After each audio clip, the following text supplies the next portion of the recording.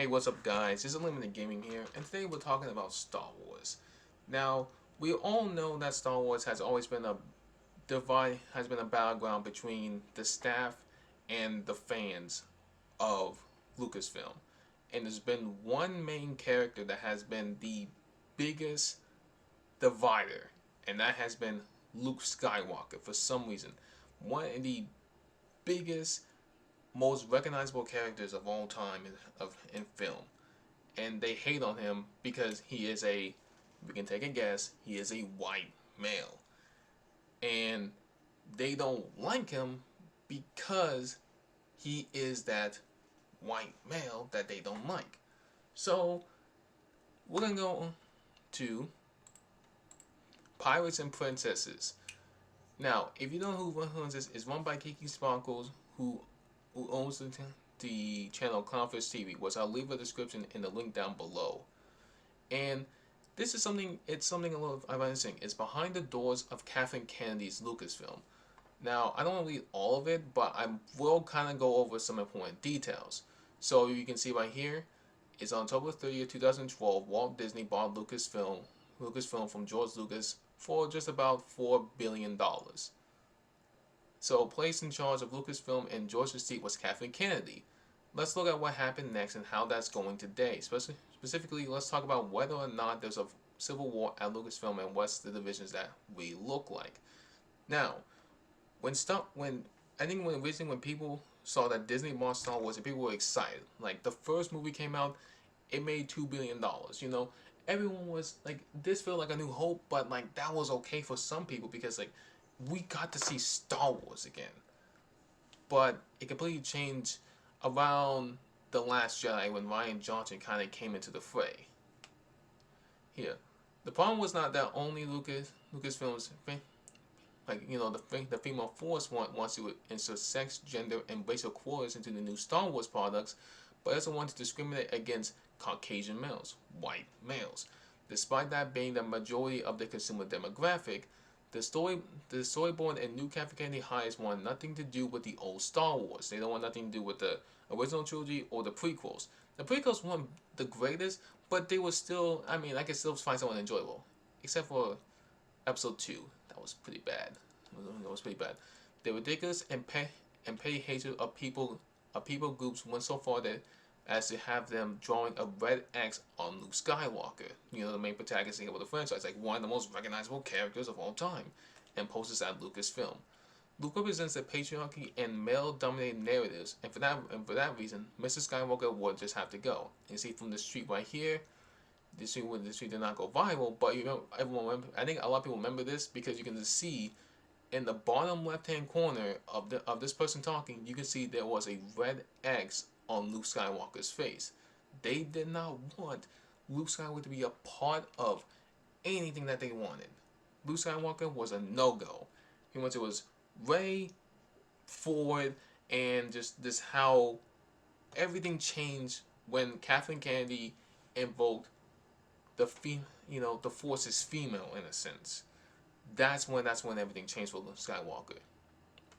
So, see, Abrams was brought on to do The Force Awakens with Lawrence Kasdan assisting in writing. The guides given to them from Kathleen Kennedy in the story group was simple: make New Hope for a new generation, make its protagonist a female, and make Star Wars look like their own world. And you can see, so from the beginning, the notion of the woman at the center story was always something that was compelling and exciting to me. It was not just the center. It was not just at the center. We knew that in addition to Leia, who was a critical part of the puzzle, we wanted to have other women, not necessarily human, but female characters in the story. Even though there was a ton of other females in Star Wars, like, are we not gonna, you know, like, it's kind of weird because it's like they only focus on like Leia. They don't focus on like Padme, Ahsoka. As Ventress, I know she was an evil villain, but still, she was a female character. She was a badass female character.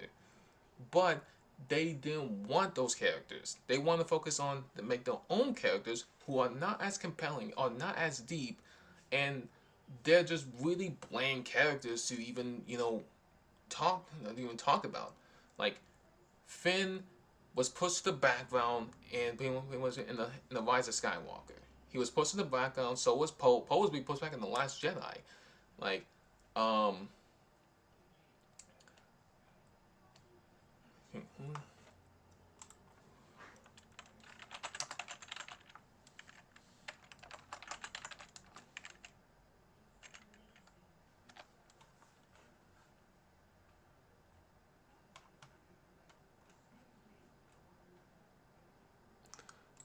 Tika was really well, more or less pushed back into the background, and you can just see that in all and through these movies was, well, it was kind of weird because in the Last Jedi, you can tell that like they wanted Finn and Tika to be somewhat of a somewhat of like a romance thing, and that is gonna be thrown out and they never played again. But with teaser trailers for Star Wars leaning heavily on nostalgia and the legacy characters fans love, The Force Awakens opened to an earth-shattering box office results. Despite harming the persona of one of the legacy characters and killing the same characters, fans were excited to find out what happened to the new female lead, Rey, Minority Stormtrooper Finn, and see how the new baddies came to be. To be fair, many fans pointed out that unless this new galaxy was fleshed out, it seemed odd that the work of the prequel and original trilogy had essentially been undone. Pretty much all the work that went up to this was completely just kind of pushed out the door. Like there was nothing about these characters that made them compelling, nothing about them that made them amazing and makes them want to say like I want to be like them. Like with Rey honestly is not really a Jedi. She deals with a lot of dark side tendencies, a lot. She wants to she wants to kill Kylo Ren a lot, and that's not what Jedi do. Because remember, I know it's like something with Anakin. Anakin went to the dark side, but he said like we cannot do that. He must stand trial because Jedi don't really kill, even though they do kind of kill. But that's whatever. But that's whatever. Right? But he was kept alive, and Anakin could not go back for what he had done. Some were also disappointed that Luke, Leia, and Han had not been together, but should they had a chance in the next one, maybe Han wouldn't come back as a ghost, a vision, or something to get the gang back together again. Again, talks about how they had director's issues. Behind the scenes, Rogue One was a mess. I mean, Rogue One was actually not that bad. The ending made one of the best Disney films. Let's see. It went to 4 weeks. Ryan Johnson would meet with Kimi Hart, story group behind the closed doors for The Last Jedi. Whew, The Last Jedi. I'm pretty sure everybody knows what that one is. Problem was that the director for episode 9 needed to know what the heck was happening in episode 8 before he could just start out and forming plans. Like, because it was kind of like episode 7 was pretty good. And episode 8 had like no idea what the fuck it was doing. It was just kind of like, let's just put something out there into the void and see what just happens. That's kind of what they did. And then episode 9 tried to rewrite the works of episode 8, but it couldn't do that because of just how far they have gone into it being so messed up. So I couldn't make episode 9 without Luke Skywalker. I had to have Luke Skywalker. The fans are gonna go berserk if there was no Luke Skywalker. The answer back to him from Kiwi Hart and Kathleen Kennedy was responding no. They did not want Luke Skywalker in the film because they want to make their own characters be the main focus. Don't worry about Luke. Don't worry about Han. Don't worry about Leia. Don't worry about C-3PO, R2-D2. These don't matter. We want our characters in the forefront. But they messed up with that. So, he used the current Last Jedi concept to finish the trilogy. Confused, he reached out to Mark Hamill to gain leverage, but Hamill has zero influence with the group, and Hamill himself was disgusted with his role in Episode 8. So, even Hamill himself said he was like, man, this was garbage. I did not want to be part of this ever again. And he knew for himself, like, I can't be a part of this ever again. So there we go. And I got down the list. Then came the fall of Lucasfilm. With the release of The Last Jedi, while they attempted to steer the narrative online and through influence reviews by Access Media, the fan reaction was quickly realized. Pretty much is, if you don't like this movie, you're a sexist, you're racist, misogynistic, especially if they say like they made Votico take it go offline. We made those take a quick Instagram, even though it wasn't us. It was the people who actually targeted Votico. You know, not the see Star Wars fans are different from like Star Wars fans, right? Like Star Wars fans, they don't care. Like it's whatever. I don't like I don't like the way that it is, but I can appreciate the art that is on the screen. But versus Star Wars fans, they will defend you. They will defend the hell out of a movie that they know is bad. They will attack the Star Wars fans for saying anything about this movie, and even going by the same death threats to a lot of people, and pretty much making this movie pretty much one of the most controversial Star Wars movies of all time. So, The Last Jedi had not only divided the fans, but also fell financially expectations dramatically. The new talking point was put out that the Empire had seen a lower box office haul than A New Hope too, but that ignored that New Hope was in theaters months and months later than Empire at the time, when theaters often only had 2 screens. It also didn't stop the negative feedback. Quickly the tides turned on Lucasfilms and Star Wars and Lucasfilms. Talks of a Rian Johnson trilogy began mostly just Rian Johnson talking about a trilogy. Like, remember, like, here's the thing: Rian Johnson was gonna have a trilogy, and that quickly faded out of existence. that did. Like, we're not hearing about the Rian Johnson trilogy in like almost like a year and a half now. So we haven't heard anything. The California release of Lucasfilm began to blame the fans. Surely it was the bumpkins in Nebraska, Ohio, and Texas for over countries that were hating this film, and so it was only because of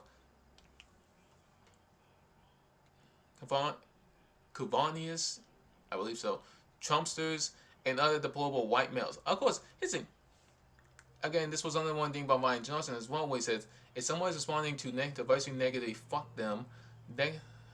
95% of the interactions on Twitter are mostly lovely and criticism and wonderful with Star Wars fans.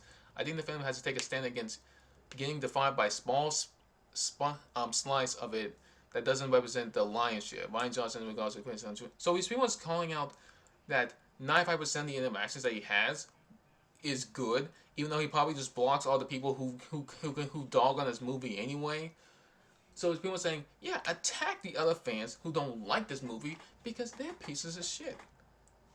They deserve all the criticism because it's their fault that they get all the criticism. They get all the blame. It's because of them that this movie didn't do good. It's not because of the terrible plot, not the terrible characters, the direction, feminism, the fans who are attacking other fans, but by calling them toxic. Because the fans who are attacking other fans are calling them toxic, but you're being toxic by attacking me. I don't understand. But damage was already done. Bob Iger signed up on The Last Jedi. He immediately recoiled when we saw the reaction to Episode 8. He must have thought, like, okay, Episode 7 was pretty good. Let's see what Episode 8 has. It's like, oh God, we messed up. This was different than anything he had seen from Pixar or Marvel. There was massive disgust from consumers. Simultaneously, the director of the film was disparaging the consumers, attacking viewers, etc. While the public perception of protecting The Last Jedi by Disney continued, the writing was on the wall behind executive closed doors. Assault almost lost his directors, fired by Kathleen Kennedy again. Iger's confidence in Kennedy had come to an end. She was squabbed from his autobiography, and Iger reached out to Jon Favreau to begin reviving the ship. Man, Jon Favreau has been doing such a good job. Now, this was another thing too. Kathleen Kennedy got by a lot of the directors she did not like.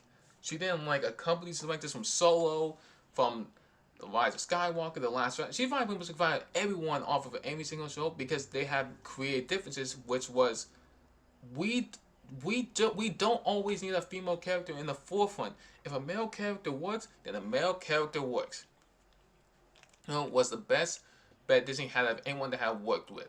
He was the one who had gotten the entire Marvel universe off the ground, while Kevin Feige receives and deserves much of the credit. It was Favreau who created the Marvel blueprint for movies. Favreau was the only director who has successfully created a holiday classic in decades. Favreau was working on a new film technology that blew away anything on the market. In Iger's mind, Favreau was and is the modern day George Lucas. And while people like and even Iger himself were being pulled into the Me Too conversations, Favreau was known in the industry for being outstanding, speaking clean. It pretty much is a lot of people got pulled into this Me Too stuff. Like, he did this to me, but there's no proof that it even happened. So we say, man, you gotta believe me because we gotta believe all women because, oh, it's not like all women lie or anything. Wow, who would have thought about that? So, going down the line. So we can see in late 2017 he's began talks to produce a new Star Wars film, which became The Mandalorian, and that's how things work at the level of blockbusters. Favreau is like the most respected big budget director in the world. He doesn't ask to lower himself in doing online streaming service unless there is already a very big plan in place. Yeah, and I get the opinion that Netflix was like the biggest threat of Disney over time because it was. I mean, like, let's be honest, like Netflix was like the biggest contributor to every single streaming platform out there. It doesn't matter how big you are. Netflix is always going to be there because it's been there and has done that. Last Jedi. So, well, after the public reception failure of The Last Jedi, after the DVD and Blu-ray sales tanked, after Solo directors were fired, and after the Solo became the first ever Star Wars movie to lose money, Kathleen Kennedy's reign was over. Yet she was still the figurehead, and yes, she still had a contract extension. So they knew they couldn't get rid of Kathleen Kennedy. That's what I think is what Edwin Star Wars Lucasfilm realized. They just couldn't get rid of Kathleen Kennedy because Kathleen Kennedy was like, she was the figurehead, she was the big boss, she was the person to oversee everything. That's who Kathleen Kennedy was. They just couldn't get rid of her, so they had to kind of keep on the books. But Kennedy was allowed to stay on, bitter and mostly powerless, as removing her was deemed too potentially damaging from negative publicity, and no one in Hollywood wanted to take her after the industry fallout that would happen. Exactly. No, if Disney got rid of Kathleen Kennedy, they would have a negative fallout. But I would imagine that'd be better in the long run if you got rid of Kathleen Kennedy, because Kathleen Kennedy has been the one person in the film to pretty much has said, get rid of everyone who was actually a big figurehead. And well, you roll with the punches. So I can see as toy sales class, video credited, and the Vice Skywalker barely making half of the Force Awakens to Force Awakens box office. I remember, like, wasn't the Force Awakens like on the verge of not even reaching like $1 billion at some point? And it was also supposed to, I think like it barely made over like $1 billion. I remember that exactly. These ex began working with Favreau on more and more. Kennedy would help develop some minor Star Wars properties going forward, even while her first original anime series Resistance was dismissively received. And going with Filoni, and here we go. The beginning, go with a big Star Wars film called The Mandalorian. It was a Hail Mary. If The Mandalorian failed, Star Wars was likely to be unpopular for years. Again, if The Mandalorian failed, Disney Plus will likely to be lumped out of the gate. A rare move to give Favreau complete power of The Mandalorian. Kennedy can only provide him with notes. She cannot dictate anything about the series, and one set of notes, she recommended going with Boba Fett as the lead character via the gate. Favreau overrode. Now, Boba Fett can have his own series, but I think they did a good job with making The Mandalorian like separate from like Boba Fett. I know Boba Fett's gonna be I think Boba Fett was introduced, I believe so. Like we saw a couple of instances of Boba Fett. Boba Fett is a completely separate character than the Mandalorian. Like don't make those two together. I understand like they're gonna like launch other like characters off of this series, so that's gonna be happening. So in the midst, Galaxy's Edge at Disneyland has launched in late May 2019. As Iger announced to the world that he would. I know this was the point where he left it. Announced to the world that crowds will flock to the expansion without even any advertisement, whereas Disneyland has gone multi-million-dollar renovations to handle the increased crowd size. Galaxy's Edge was a complete flop. Attendance to Disneyland had actually dropped. The destruction of Star Wars was complete, and now expectations were that the Mandalorian might fail as well. I guess been embarrassed. Star Wars was a failing franchise, and that is used up all the Disneyland's last free, advertising. Just on development that actually will cost them attendance. Now, boom, the Mandalorian launched in November 2019. It launched on Disney Plus, and it was successful. Fans liked it. Now, a lot of people said they really like the Mandalorian. I like the Mandalorian too. And guess what? There was also another character as well, Baby Yoda. Like, Baby Yoda became like the biggest, hardest thing of all time. Like, Baby Yoda took over the name, took over the whole entire world. Well, now, there's also another thing too as well, where Kathleen Kennedy came and said that, like, oh, it was her that made Baby Yoda, it was me who made the Mandalorian, even though it was Jon Favreau and Dave Filoni who made the characters and pretty much put these characters in. Came interesting. Just as the global pandemic was going ready to strike, Kennedy lost yet another director. This time for her only theatrical release she had, which is Indiana Jones 5. But I think it's still coming out. I think this one was a stinking rebuke because it meant the man who had originally brought her into the fold had abandoned her.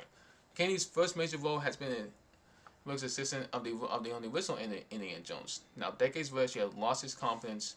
James Mangold would be brought on as a replacement, but it would be he who would write the script with input from Harrison Ford. The movie may not come out while Kennedy who was selling a contract with Lucasfilm. So when this movie is going to be released, Steven Spielberg didn't even be a part of it. He's like, nah, I'm not doing it. Then James Mangold came on and said, okay, I'll be the replacement, but he's the one that's writing the script. He's doing all the stuff with Harrison Ford. So it's not even Kathleen Kennedy's not doing all the work. It is, take a guess, the other actor, the other director who's putting in all the work in, and Kathleen Kennedy's got to watch from the sidelines. Some say there's a civil war at Lucasfilm, others deny and claim that it's all a lie. In reality, behind the doors is a factory studio of three ideological divisions. The old timers remember the days of George Lucas. They are the apolitical, non-ideological arsons. For those who want to keep their head down and try to keep themselves from getting fired, or from the crew and the KK crew or the Kathleen Kennedy crew. On the other hand, are the highest since 2012, the ones who held the keys to the sequel trilogy, but now has regulated comic books and young adult novels. It's so weird because like the comic books that came out, the High Republic, yeah, they've been selling. They say they sold. They were number 2, number 3 in sales, but like that doesn't mean much because that's gonna go down. Like trust me. Like with Marvel, it's like the same thing. Like where like they have a number, like Captain Marvel number 1 is like, oh, it sells really well. Number 2 just drops, 3 drops, 4 drops, cancel it. Let's reboot it again. And then you just repeat the cycle over again until they go out of business or something. The third group is the Favreau-Filoni bunch. The new group is comprised of Favreau lawyers brought in and generally worked under the confines of Lucasfilm proper. They get to bypass Kennedy and the KK crew, and the budgets come straight from the top of Disney. Oh, now this is interesting as well. This is going to be interesting to watch. Is Kathleen Kennedy? We all know Kathleen Kennedy's not going to get fired. Let's be honest. Kathleen Kennedy is not going to get fired. There's no indication. They might let a contract run out, and then she's just off the books. Then there's nothing you can do about it. You can't get that back. I was like, her contract was we just didn't want to pay her, and then and that's gonna be the end. I mean, that will be the end of the KK crew's reign at Star Wars, because pretty much they held this air of, how I say it, I don't know how to say it. They held this air of superiority over everyone, because we're the ones that's buying Star Wars. But now it's different now. Star Wars has been a completely different brand. It has changed. So I do think that Star Wars will return to what it was when Kathleen Kennedy and her KK crew are all out of Lucasfilm, and it's Jon Favreau and Dave Filoni are taking over the main ownership and putting their ideas into Star Wars. Alright, that's all I have for you guys today. I'll see you guys tomorrow. Bye. Oh, and also, don't forget to like and subscribe on this video. Thank you.